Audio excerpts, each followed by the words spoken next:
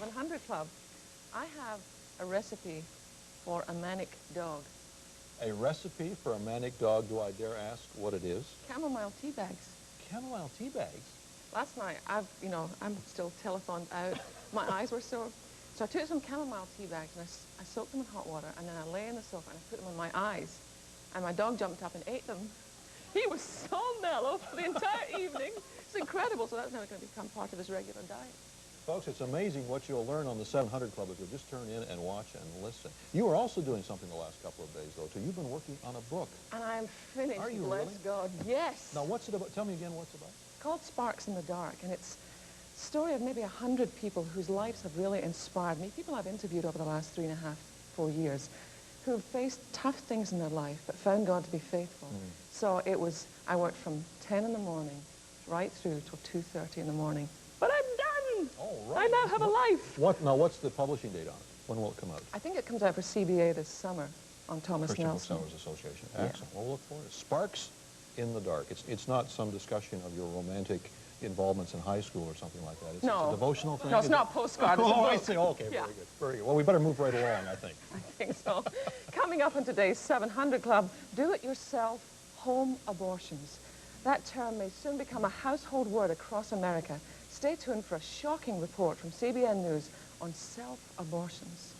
And also ahead, best-selling author Martin Yates tells how to knock 'em dead in the job market, especially during these tough economic times. He'll be taking your call-in questions on how to find the right job, and that'll be later on in the show. Plus, this porch light burns for a 10-year-old boy who was kidnapped on his paper route 10 years ago. Watch closely to see if you have a clue in the nationwide child quest for Johnny Gosh. Well, with the economy in a recession, international trade could be a big issue in this election year, and the battles over trade between Japan and the United States are heating up. Richard Hunt brings us this report. It was another spark in the trade friction between the United States and Japan. An American contract to a Japanese company canceled, not because of economic or business reasons, but because of political pressure. Sumitomo Corporation of America complained it was a victim of Japan bashing after Los Angeles County's Transportation Commission canceled a $122 million contract it had already agreed to. The contract allowed Sumitomo to build commuter rail cars. The commission asked a subcommittee to study other proposals, including building a local plant to manufacture the rail cars. The political pressure came down to the same reason: jobs. Critics had complained that too many jobs were leaving the U.S. Sumitomo's original bid was $5 million more than its American competitor, but the contract originally went to Sumitomo because the commission said it was better qualified. The Los Angeles controversy is just the latest salvo in a growing battle over trade, and it's a battle that could soon turn to protectionism, where the goal is more to protect industries and jobs and not to strengthen the competitive ability of American business. Congressional Democrats have come up with a bill that might start the kind of protectionist war some economic analysts are worried about. House Majority Leader Dick Gephardt says the proposal would make the Japanese cut their $42 billion trade surplus with the U.S. by 20%, or they'd face restrictions on how many cars they can sell here. Right now, Japan sells Americans about 1/3 of their autos. But the White House says the Democrats' bill is clearly protectionist, and the long run will cost Americans jobs as trade barriers and prices both go up. Richard Hunt, CBN News.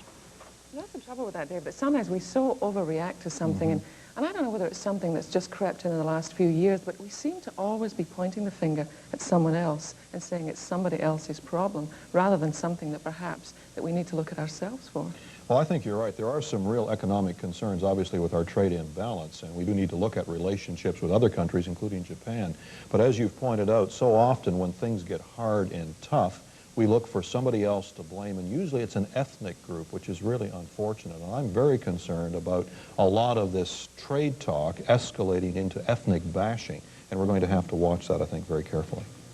Well, another issue that could be politically hot this year, of course, is abortion. Both Republicans and Democrats are staking out their positions. CBN News White House correspondent Ken Lormond attended the annual March for Life in Washington, and he files this report. At least 70,000 turned out at the March for Life at the nation's capital. The huge turnout and a pep talk from President Bush seemed to swell the confidence of the crowd. So on the 19th anniversary of the Supreme Court's Roe v. Wade decision, there's a growing feeling among pro-lifers that the High Court's ruling legalizing abortion may soon be overturned. But some pundits are also predicting that abortion could be a major issue in this year's presidential campaign.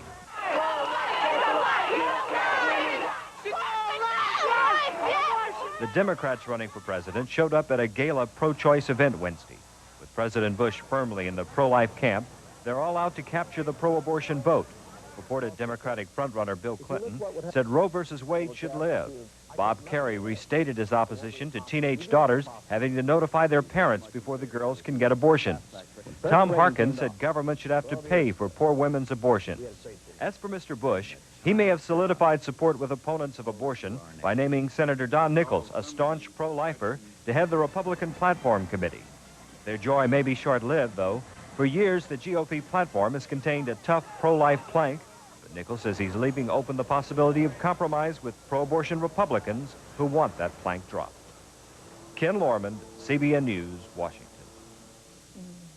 I wonder what we've come to as a nation, Dave, when the main issue that will decide who will sit in the White House is whether we're prepared to kill children or not. What does that say about what's happened to us as a country, to our vision? Well, it's very critical because obviously, biblically, when a nation begins to turn on its young, we see that throughout scriptural history and throughout recorded history. That nation is in trouble. I think we need to say a special word of appreciation to all of you folk who took the time to go to Washington, D.C. yesterday. I know, Sheila, there were some 60 of our students from Regent University that went up, and it was a great opportunity for them to make a positive impact upon the system and to stand up for what they believe. So thanks for being a part of a very important issue. And not everyone feels comfortable expressing it in the same way. Some people don't feel as comfortable with what Operation Rescue is doing, for example, but I think it's important that we do something and let our voices be heard for those who have no voice.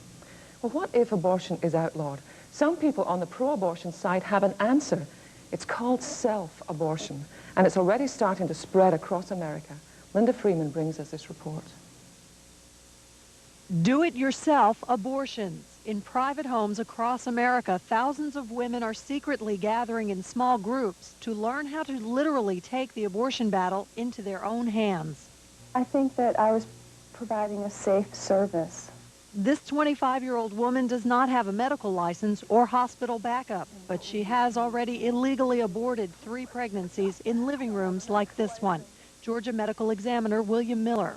Anyone who performs an abortion who's not a licensed physician is practicing medicine without a license, and that's a felony. A felony punishable in Georgia by 10 years in prison. In spite of this, an estimated 2,000 American women are now performing home abortions across the country. The technique is also being taught in Australia, Germany, and the Netherlands. The procedure is called menstrual extraction. The equipment used is simple and commonly available. Aquarium tubing, a jelly jar, a plastic syringe, and a willing pregnant subject. Advocates of the so-called self-help abortion method say women cannot continue to count on access to legal abortions. I don't like to put all my eggs in one basket. I don't want to put myself in a position of having a back alley abortion. But opponents of menstrual extraction warn of the dangers that accompany all abortions, like infection, perforation of the uterus, and incomplete abortion. In fact, Planned Parenthood is currently opposed because it says self-help abortions are incomplete 25% of the time. The pro-choice groups which oppose in-home abortions say they don't want the abortion battle to get sidetracked away from their fight to keep abortion legal. Even so, the underground do-it-yourself abortion movement is growing because it is becoming more evident that the Roe versus Wade decision legalizing abortion may indeed be overturned in the next few years. But these women say even that won't stop abortion. Would you use menstrual extraction if abortion were banned? Yes, I would. How barbaric. It's hard to comprehend. And Sheila, the thing that would concern me is that the very fact that home abortions now, they're saying, will be on the rise, will be used by the pro-abortion people as an argument for keeping abortion legal. And that does not change the fact that the killing of human life, the taking of a little baby's life, is still wrong. And whether it's done in a back alley or whether it's done in a home abortion situation or in a, quote, legalized abortion clinic, does not change the fact that it's wrong. But again, the question you asked yesterday when we interviewed the lady from Washington at the march, Olivia, was the whole concept of the soul of a nation. And again, once we start destroying our children, the next generation's offspring, in essence, we're participating in Satan's plan to eliminate and destroy and at the very best deface the human race. He started that back in the days of Moses. He tried it during the time of Christ's birth, the slaughter of innocent infants. We're seeing it again now. It's 26, 27 million children that have been killed in this nation, all because we have started to devalue human life. And now it's starting at the other end, because now we're saying, unless life has some kind of proven quality to it, it's not worth living. So not only do we take it before it starts, but we're going to take it at the end if we think it isn't appropriate. Horrible. And I feel for so many women in vulnerable positions. We know that even in registered abortion clinics, so many of them are botched. We had that awful story the other day of a little baby that was born with her arm torn off, and she was alive. I mean, she will live now with one arm. That for some woman with some horrible kid doing it at home, I hate to think what it's going to do to the woman. That's right. And I hate to think what it's going to do to these little babies. Well, if you're facing that kind of a decision, even at this moment as you're watching today, please give us a call. We'd love to talk with you and pray with you. If you're struggling, perhaps you've just participated in an abortion and you're going through those awful feelings that you can have, that post-abortion stress and trauma that so many people have, and you think you're all alone. You're not. There are people here who care for you. We're not going to condemn you. We're going to love you, and we're going to point you in a right direction to get out from under that kind of pain. Phone numbers will be there on your screen, 804-420-0700, and alternate numbers 214-406-0700. And Sheila, this whole battle over human life is continuing. Another important social issue is the one that we saw in the news again yesterday. The man called Dr. Death has a new proposal to extend his practice of euthanasia across the country. George Carden brings us this very important report. Dr. Jack Kevorkian may soon be facing murder charges for helping 2 women commit suicide. He's the inventor of the infamous suicide machine that allows people to kill themselves painlessly. And he's lost his license for his unorthodox activities.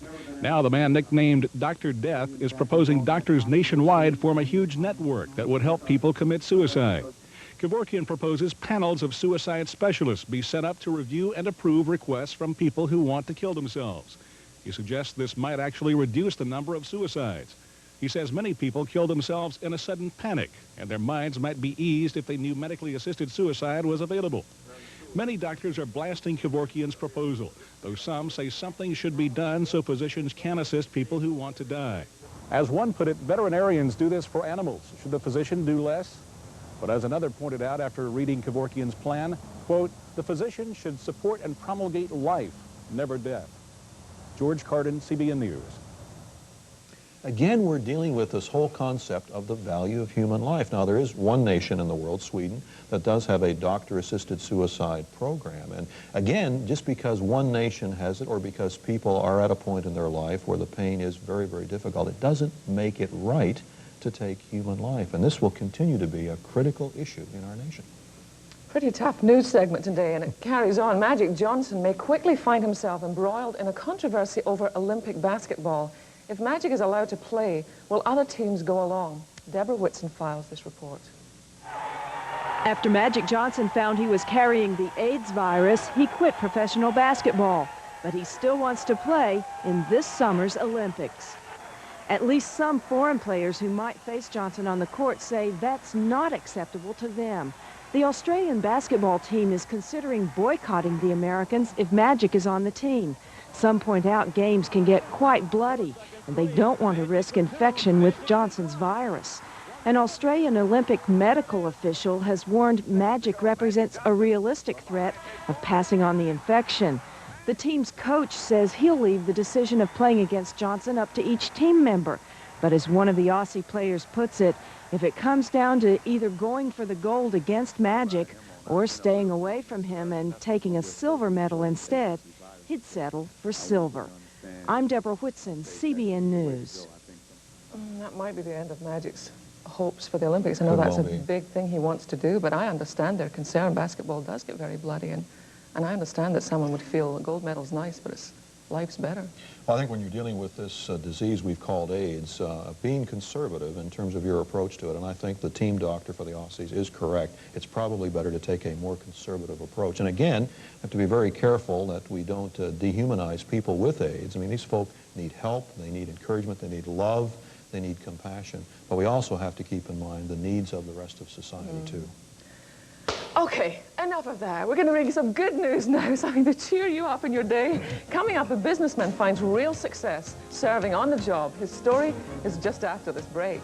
Plus, he specializes in urban survival. Best-selling author Martin Yates tells us how to prepare for the pink slip that may be just ahead.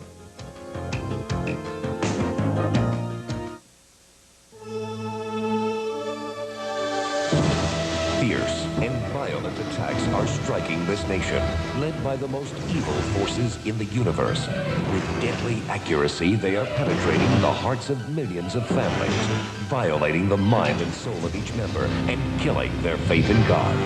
Deceptive assaults are ripping the family apart with sexual immorality, abortion, drugs, violent crimes, overwhelming debt, and pornography. The enemy is viciously bombarding the foundation of this nation, leaving families defenseless and crushed by Satan's evil forces. It's time to overcome the enemy's attack. In his new tape series, Pat Robertson gives a strategic plan for living successfully in the 90s. Discover how to safeguard your family, protect your finances, restore freedom in America, and gain spiritual power for the future, no matter what it holds. Living successfully in the 90s.